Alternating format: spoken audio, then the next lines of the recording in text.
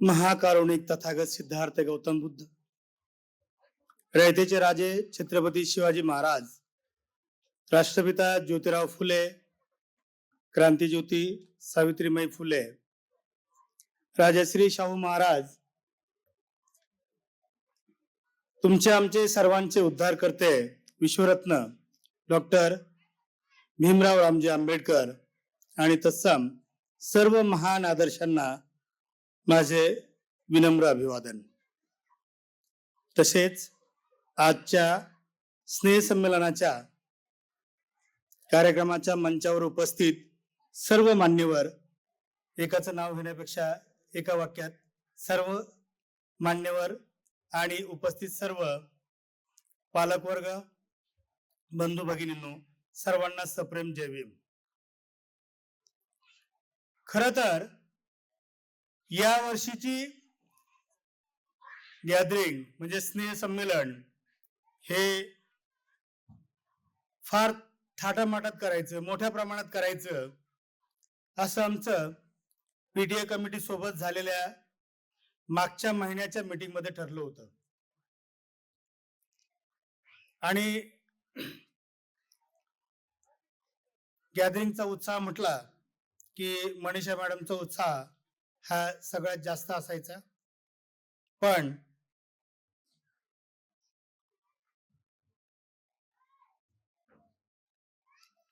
तथागत बुद्धांनी सांगितलंय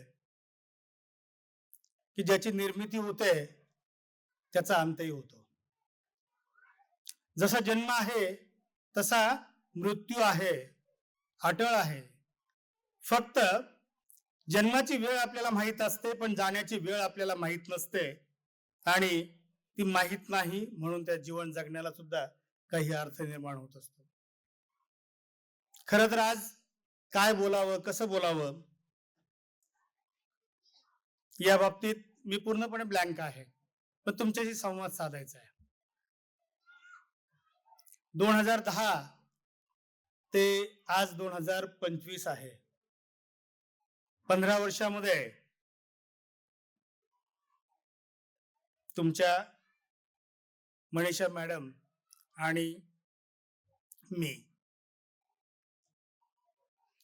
बाबासाहेबांनी पाहिलेल्या स्वप्नासाठी झटत राहिलो। आणि जरी मनीषा मॅडम आज आपल्यात नसल्या तरी दोघांनी मिळून पाहिलेलं स्वप्न हे कधीही अधुरं सोडणार नाही। कारण ज्या वेळेला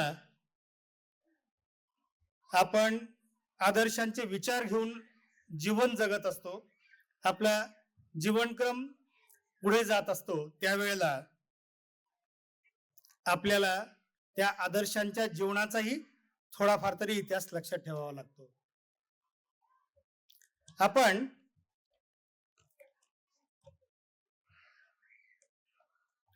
तथागताचा प्रत्यक्ष किस्सा सगळ्यांनाच माहिती आहे। किस्सा गौतमीचा किस्सांना सगळ्यांना माहिती आहे। कोणतंही असं घर नाही की ज्या घरामध्ये मृत्यू झालेला नाहीये। त्याच्यामुळे तुम्ही आम्ही कोणीही त्यातून सुटलेलं नाहीये। दुःख हे प्रत्येकाच्या घरी आहे। आणि तथागतांना सगळ्यात पहिली जी ज्ञानप्राप्ती झाली किंवा ज्यातून ते बोधिसत्व झाले, पहिला प्रश्नच तो होता, दुःख, जग हे दुःखाने भरलेलं आहे, त्या दुःखाला काहीतरी कारण आहे आणि त्या कारणाला काहीतरी उपाय आहे, आणि त्यातून आपल्याला दुःखमुक्तीचा मार्ग मिळतो। आणि मग अशा त्याच्यामध्ये मला बाबासाहेबांच्या जीवनातले काही प्रसंग आठवतात। बाबासाहेब सुद्धा एवढे मोठे महान विद्या विभूषित व्यक्तिमत्व असताना सुद्धा ज्यावेळेला त्यांचा राजरत्न गेला, अक्षरशः ढसाढसा रडले, पण त्यांनी कार्य थांबवलं नाही। किंवा त्यांची रमाईच्या बाबतीमध्ये असणारी प्रीती सगळ्या जगाला माहिती आहे। रमाई त्यांना मध्यावर सोडून गेली तरी बाबासाहेब थांबले नाहीत। म्हणजे एक वेळेला तुम्ही जर समाजसेवेचा वसा घेतलाय आणि समाजाला काहीतरी एका वेगळ्या उंचीवर आपल्याला घेऊन जायचं आहे, असं जर कार्य आपण हाती घेतलं असेल, तर स्वतःच्या जीवनामध्ये येणारे कोणतेही दुःख आपल्याला बाजूला सारून येणाऱ्या आणि हाती घेतलेल्या कार्याला आपल्याला सतत पुढे चालू ठेवावं लागतं. पाण्याची बाटली.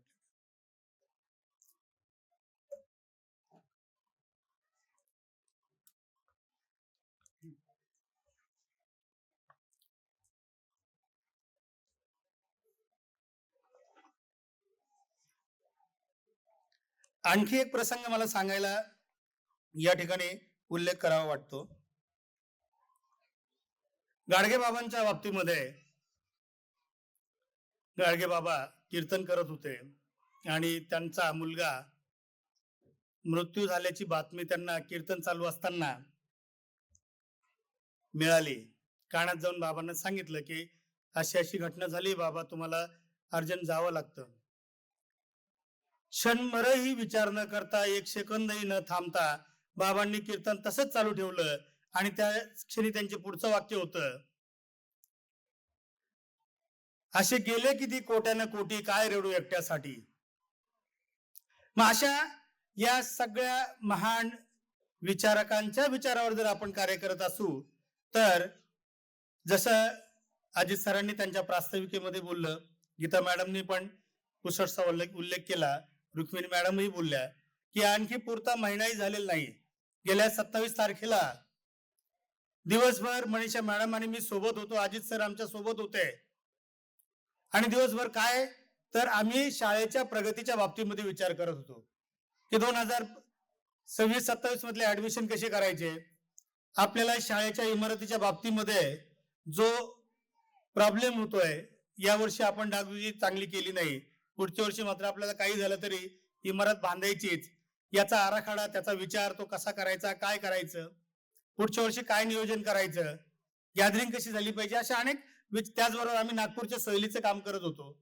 नागपूरला जाण्याची जी ट्रिप तयार करायची त्याचं काम केलं. 5:30 पर्यंत आम्ही सोबत होतो आणि संध्याकाळी 8:30-8:30च्या दरम्यान ही अशी घटना घडली की ज्याचा आजही माझा त्या गोष्टीवर विश्वास बसत नाही. जशा गीता मॅडम बोलताना बोलत होत्या की मॅडम आपल्यात नाहीत असं वाटत नाही, फक्त आपल्याला दिसत नाही. त्यांनी दिलेली प्रेरणा, त्यांचे विचार, त्यांचं कार्य हे कायम आपल्या स्मरणात आणि सोबत राहणार आहे. पण माझी जबाबदारी डबल वाढली आहे.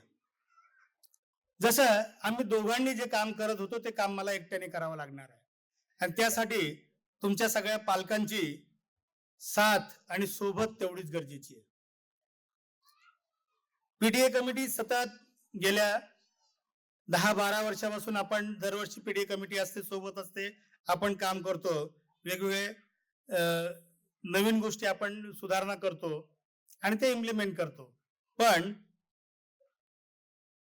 आपल्याला जर शाळा बांधायची असली तर त्यासाठी काय प्लॅन करायला पाहिजे, तो कसा झाला पाहिजे, तो इम्प्लिमेंट कसा झाला पाहिजे आणि तो इम्प्लिमेंट करत असताना आपल्याला शेवटी पालकांच्या मदतीनेच आपल्याला ते करावं लागणार आहे. या बाबतीत मनीषा मॅडमचा पक्का ठाम विश्वास होता आणि त्याच विचारातून आम्ही या 2 योजना समोर आणल्या होत्या. त्यातली पहिली जी योजना होती ती म्हणजे 1 लाख रुपये सिक्युरिटी डिपॉझिट म्हणून तुम्ही शाळेकडे ठेवायचे आणि नर्सरी पासून तर 10वी पर्यंत शिक्षण हे मोफत घ्यायचं. म्हणजे जे पूर्वीचे आपले 107 पालक होते ज्यांनी 15,000 मध्ये FEHDचं शिक्षण आपल्या शाळेतून पूर्ण केलं आणि ते 15,000 आपण त्यांना वापस केले, त्याच पद्धतीने ही 1 लाखाची योजना की ज्या माध्यमातून आपण जर समजा 100 पालक आपल्याकडे जमा झाले तर आपण 1 कोटी रुपये या ठिकाणी उभे करू शकतो आणि आपल्या ज्या ठिकाणी आपली शाळा आहे त्याच ठिकाणी आपल्याला एक 4 मजली भव्य इमारत उभी करायची आहे, ज्याचा प्लॅन पूर्णपणे रेडी आहे की ज्यामध्ये मुलांना सुसज्ज अशा वर्गखोल्या असतील, डिजिटल बोर्ड असतील, ज्या ठिकाणी कम्प्युटर लॅब असेल, ज्या ठिकाणी अद्ययावत सगळ्या गोष्टी आपल्याला मुलांना देता येतील. पालकांचा त्या ठिकाणी एवढा सहभाग आपल्याला महत्वाचा आहे की त्यांनी फक्त काय करायचंय की त्यांची जी मुलं 1ली ते सॉरी नर्सरी ते 10वी पर्यंत आहेत त्या मुलांच्या ऍडमिशन सोबत त्यांनी ही योजना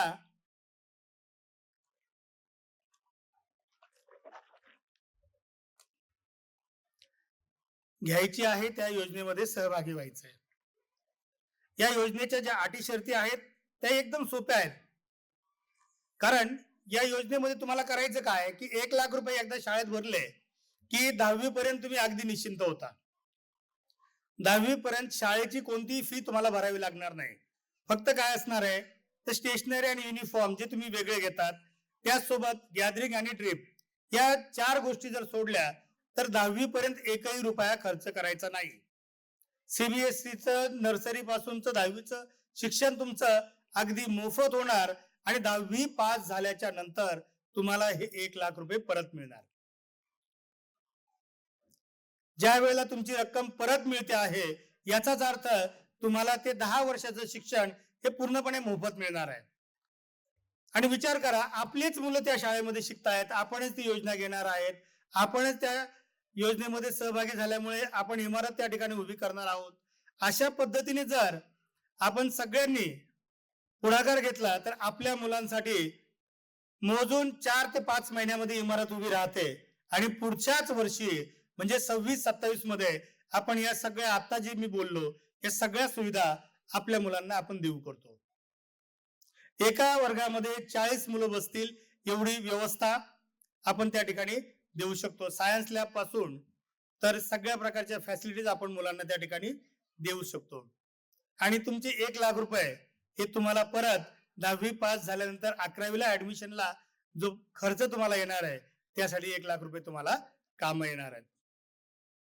याच्यामध्ये अटी काय आहेत तर सुरक्षा ठेव परत मिळण्याच्या बाबतीमधली जी अट आहे, मला वाटतं तुम्हाला सगळ्यांना पॉम्पलेट्स मिळाले का? पॉम्पलेटच्या पाठीमागच्या बाजूने ती योजना पूर्ण लिहिलेली आहे बघा.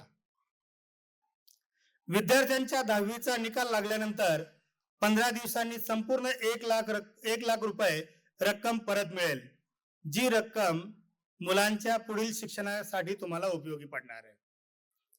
आणि ज्या वेळेला तुम्ही रक्कम शाळेमध्ये भरता त्यावेळेला एक अग्रीमेंट शाळेकडून केलं जाणार आहे की ज्या अग्रीमेंट सोबत जे काही आपण तोंडी बोलतो या सगळ्या गोष्टी त्याच्यामध्ये तुम्हाला लिहून दिल्या जातील आणि त्यासोबतच तुम्हाला चेक दिला जाईल की ज्या चेकवर 1,00,000 रुपयाची रक्कम आणि 10वी पास झाल्याच्या नंतरचं जे काही तुमचं वर्ष असेल, समजा 5वीला मुलगा आहे तर तो 2030 मध्ये 10वी पास होईल, 7वीला मुलगा असेल तर 2027-28 मध्ये पास होईल, जर पहिलीला मुलगा असेल तर 34-35 ला पास होईल.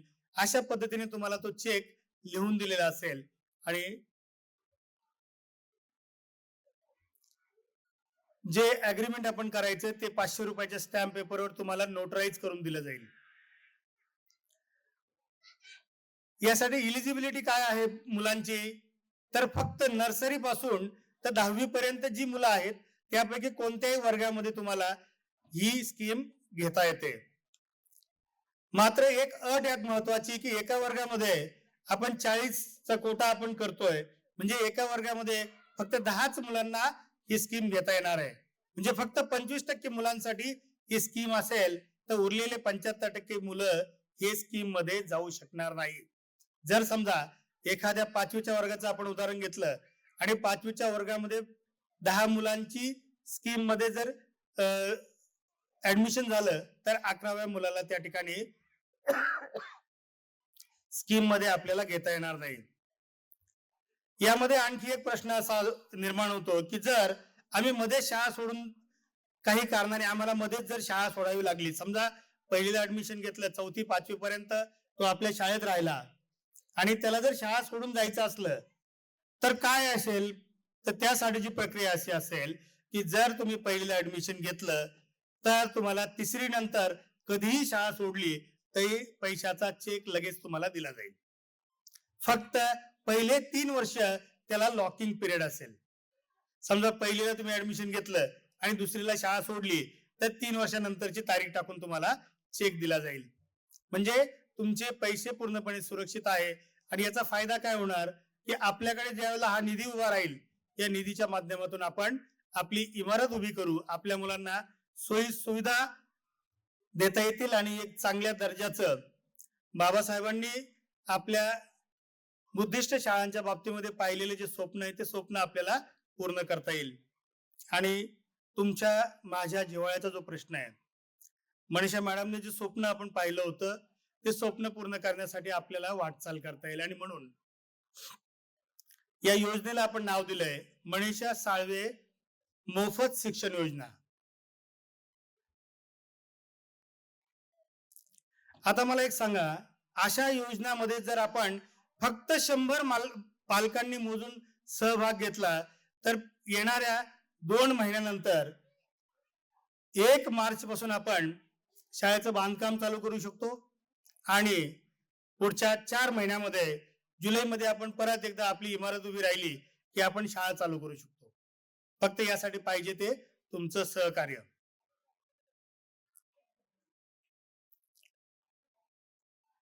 आता पालकांशी सरळ संवाद नाही करता येणार, पण तरी याचा बारकाईने विचार आम्ही असा केला की ज्या पालकांना असं वाटतं की 1,00,000 रुपये जरा जास्तच होत आहेत,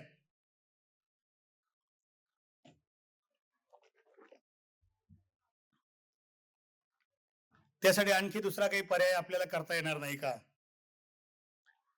तर त्यासाठी दुसराही पर्याय तुमच्या बाजूला तुम्ही वाचला असेल. ज्यांना रक्कम परत हवी आहे त्यांच्यासाठी 1,00,000 रुपये आहे. आणि ज्यांना असं वाटतं की चला 3 वर्षाच्या खर्चाचे पैसे एकदा भरले की 10वी पर्यंत आपल्याला परत पैसे भरायची गरज नाही, त्यांच्यासाठी आपण मनीषा साळवे एक रकमी शिक्षण योजना केवळ 50,000 रुपये या पद्धतीने आपण इंट्रोड्यूस केलेली आहे. यामध्ये काय आहे, ती एज्युकेशन आपले जे आहे ते फक्त 50,000 एकदाच भरायचे. नर्सरी ते 10वी पर्यंत पूर्ण शिक्षण तुम्हाला फ्री असणार आहे. या ठिकाणी जसं पहिलं सांगितलं तसे 4 गोष्टी, स्टेशनरी, युनिफॉर्म, गॅदरिंग आणि ट्रिप, एवढ्या 4च गोष्टींचा तुम्हाला दरवर्षी खर्च येणार आहे. विचार करा, आत्ताच्या शाळेची आपण फी जर पाहिली तर कमीत कमी आपण साधारण शाळा जरी म्हटलं तर 20 ते 25,000च्या रेंजमध्ये सीबीएसईच्या शाळांची फी आहे. ही मी कमीच सांगितली आणि तुम्हाला फक्त 50,000 भरायचे आहे. तुम्हाला नर्सरी पासून तर 10वी पर्यंत शिक्षण हे पूर्णपणे मोफत मिळणार आहे. मला असं वाटतं या बाबतीमध्ये जर कोणाला काही शंका, काही माहिती, काही अडचण वाटली तर कार्यक्रम झाल्याच्या नंतर शाळेमध्ये म्हणा किंवा केव्हाही अजित गायकवाड सर आणि आदित्य सर यांच्याकडे तुम्ही याचे डिटेल्स विचारा. आजपासून आज किती तारीख आहे आपली? 30 नोव्हेंबर 2025 पासून ही योजना आपण लागू करत आहोत. ज्यांना कोणाला या योजनेमध्ये सहभाग व्हायचा असेल, काही माहिती घ्यायची असेल, नाव नोंदवायचं असेल तर त्यांनी अजित सरांकडे पुढील संपर्क साधावा. या माध्यमातून आदरांजली तर नाही म्हणता येणार, पण मनीषा मॅडमने जे स्वप्न पाहिलं होतं ते स्वप्न पूर्ण करण्यासाठी मी तुम्हाला एक आव्हान करतो. या ज्या 2 योजना आपण आता निर्माण केलेल्या, या 2 योजनांच्या माध्यमातून आपल्याला बिल्डिंग बांधायला फक्त 1 कोटी रुपये लागतात. फक्त 1 कोटी रुपये. आत्ताच्या काळामध्ये ही रक्कम जास्त नाहीये आणि ती रक्कम, तो निधी उभा करण्यासाठी ह्या 2 योजना तुमच्या समोर आपण ठेवलेल्या आहेत. जास्तीत जास्त लोकांनी जर या योजनेला प्रतिसाद दिला तर त्याच्यामध्ये गिव्ह अँड टेक पॉलिसी ज्याला म्हणतो आपण, तुमच्या मुलांना शिक्षण देण्याची 10वी पर्यंतची आम्ही घेतो आणि आपली इमारत उभी करायची. मनीषा मॅडमचं आणि बाबासाहेबांचं स्वप्न पूर्ण करण्याचं जे काही हमी आहे ती तुम्ही घ्यायची. अशा पद्धतीने आपण हे पूर्ण करू शकतो. मला वाटतं आजच्या प्रसंगी वेगळं जास्त काही न बोलता ह्या 2 गोष्टी तुमच्या समोर इंट्रोड्यूस करणं हे जास्त गरजेच्या होत्या. तुमच्यापैकी कोणालाही काही शंका असल्या तर आपण अजित सरांना आणि आदित्य सरांना भेटा. भाषण करण्यापेक्षा जबाबदारी पूर्ण करणं या विचाराला मी महत्व देत आलेलो आहे. आतापर्यंत तुम्ही इथून मागेही बघितलं असेल, कार्यक्रम जे आहेत ते कार्यक्रम त्या दर्जाचे झाले पाहिजे, चांगले झाले पाहिजे, एवढाच माझा अट्टहास असायचा. आजही तसं जर म्हटलं तर अध्यक्ष आहेत, त्यामुळे अध्यक्षीय स्थान स्वीकारावं लागतं आणि अध्यक्षीय स्थान स्वीकारलं की 2 शब्द बोलावे लागतात. जर समजा मी असं म्हटलं असतं की नाही मी दुःखात आहे किंवा मला तिथे यायला तितकंसं बरं वाटत नाही, तर कदाचित हा सगळा जो कार्यक्रम आहे, हा कार्यक्रम तुम्हाला आणि स्टेजवर बसलेल्या सगळ्या लोकांना तितकासा योग्य वाटला नसता. पण ज्या आदर्शांना आणि ज्या विचारांना अनुसरण करून आपण आपलं जीवन जगतोय, त्यानुसार दुःख हे कायमच आपल्या सोबत असणार आहे आणि त्या दुःखाला दूर करण्यासाठी आपल्याला उपाययोजना करावी लागणार आहे आणि ते दुःख बाजूला सारून चालत राहणं, तीच उपाययोजना त्याच्यासाठी आहे, दुसरी कोणतीही नाही. आणखी एका गोष्टीची महत्वाची घोषणा मला आज करायची आहे. मला वाटतं आपल्या पीटीए मध्ये तो विषय आपण चर्चेला घेतलेला नाहीये आणि चर्चेला घ्यावा की नाही घ्यावा इतकंसं मलाही ते वाटलं नाही. पण मनीषा मॅडमच्या जाण्याने रिकामी झालेली जागा मला सोबत हवी आहे. बाजूची खुर्ची रिकामी असलेली मला काम करू देणार नाही. त्यासाठी आजपासून आदित्य साळवे सरांना कार्यकारी अध्यक्ष म्हणून मी पदभार देत आहे.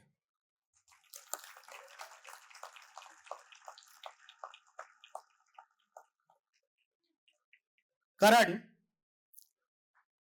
यानंतरची शाळेची सगळी धुरा आदित्य सर हे 4थी पासून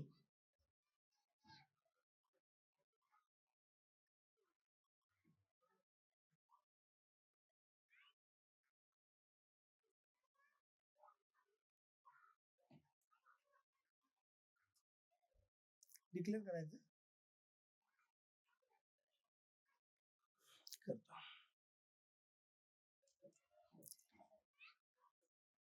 रूपा मॅडम खूप खूप धन्यवाद. मला वाटतं रूपा मॅडम कडचाच मेसेज हा. शाळेच्या या आवाहनाला प्रतिसाद देऊन या चालू कार्यक्रमामध्येच स्टेजवर रूपा मॅडम यांनी निहार कांबळे, हा मला वाटतं सेकंडला आहे का फर्स्टला आहे? सेकंडला आहे. आपला सेकंडचा विद्यार्थी निहार कांबळे याचं 1 लाख या मोफत शिक्षण योजनेमध्ये त्यांनी पैसे देण्याचं सांगून टाकलं. कारण त्यांचेच पैसे शाळेकडे आहेत, त्यातून 1 लाख रुपये त्या योजनेमध्ये वर्ग करा असं त्यांनी सांगितलं. त्यामुळे पहिला मान त्यांनी भटकावलं. त्यासाठी सगळ्यांनी टाळ्या वाजून त्यांचं स्वागत करायचंय. मनीषा साळवे मोफत शिक्षण योजनेमध्ये पहिला विद्यार्थी जो आहे तो निहार कांबळे सेकंड स्टँडर्ड मधला आहे. रूपा मॅडम खूप खूप धन्यवाद.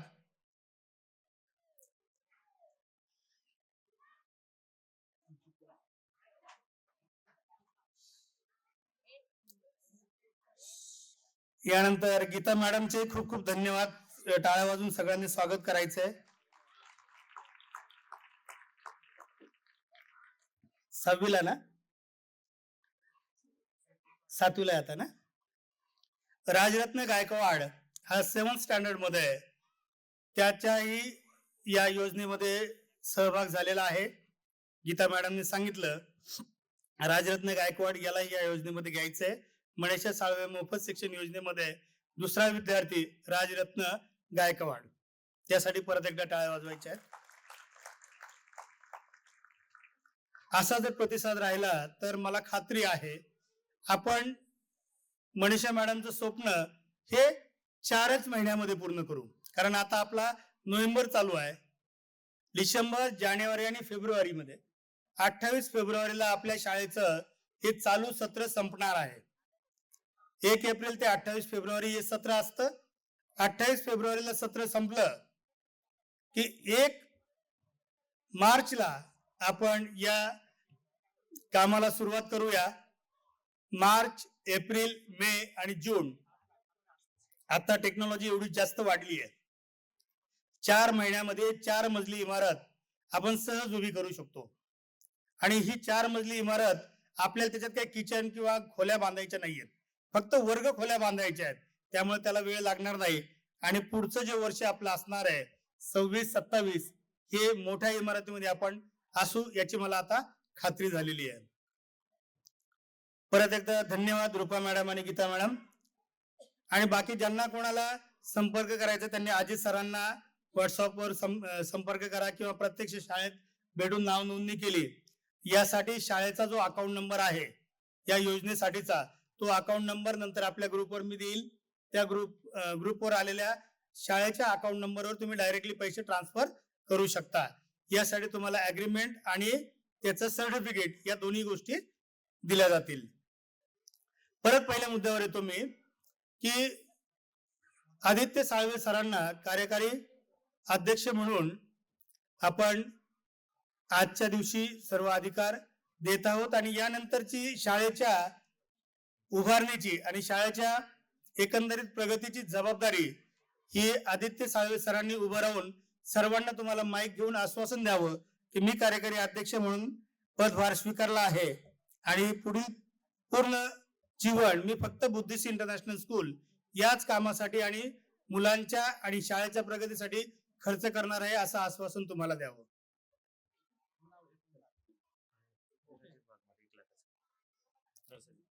यानंतर विराजित वाघमारे याची सुद्धा तिसरा विद्यार्थी म्हणून श्रद्धा मॅडम तुमचं खूप खूप धन्यवाद. श्रद्धा मॅडम नाव आहे त्यांचं,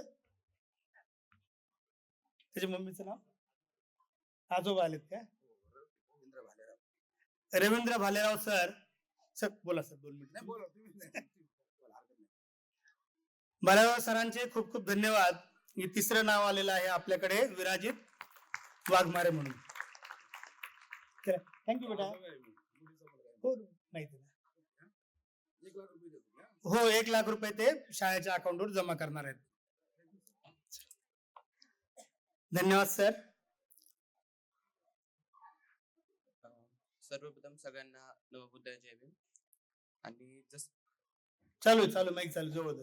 जसं सरांनी सांगितलं तसं इथून पुढची सर्व जबाबदारी पूर्णपणे पार पाडेल ह्याची मी सगळ्यांना खात्री देतो. आणि इथून पुढचं सगळं आयुष्य बुद्धिस्ट इंटरनॅशनल स्कूल आणि बुद्ध धम्माच्या प्रगतीसाठी घालवेल असं मी सगळ्यांना प्रॉमिस करतो. खूप खूप धन्यवाद आदित्य. आदित्यने भाषणामध्ये बोलताना खूप भावनिक प्रसंग मांडला. ज्या सम्राट अशोकाने संपूर्ण जम्बूद्वीप हा बुद्धमय केला, ज्यावेळेला सिलोन मध्ये, त्यावेळेला सिलोन होतं, श्रीलंका नव्हतं, आता श्रीलंका बोललं जातं, तिथली परिस्थिती आली, महेंद्रला पाठवला. पण महेंद्राकडून ज्यावेळेला महिला दीक्षा मागायला लागल्या त्यावेळेला एका पुरुष भिक्खूंनी महिलांना दीक्षा कशी द्यायची म्हणून त्यांनी स्वतःहून परत निरोप पाठवला आणि बहीण संघमित्रा हिला बोलवून घेतलं आणि श्रीलंकेमध्ये बुद्ध धम्म आजही आपल्याला जिवंत पाहायला मिळतो. जसं सम्राटाचं नाव हे कायमस्वरूपी जगामध्ये अमर आहे, त्याच पद्धतीने आपण बाबासाहेबांच्या नंतर अनेक वेगवेगळ्या पद्धतीने वेगवेगळे कार्यकर्ते काम करत आहेत. आपणही आपल्या मार्गाने जात आहोत. तर खूप खूप धन्यवाद आदित्य, माझ्या या दिलेल्या आवाहनाला सर्वांच्या समक्ष साक्षीने मंजुरी दिली. मला वाटतं परत एकदा तुमच्या सगळ्यांचे खूप खूप धन्यवाद. जास्तीत जास्त मुलांनी या दोन्ही योजनेपैकी मला तर पहिल्या योजनेमध्ये जास्त सहभागी व्हावं असं वाटतंय. आणि आपल्या शाळेची पुढची जी गॅदरिंग असेल त्या गॅदरिंगच्या वेळेला आपल्या सगळ्या मुलांना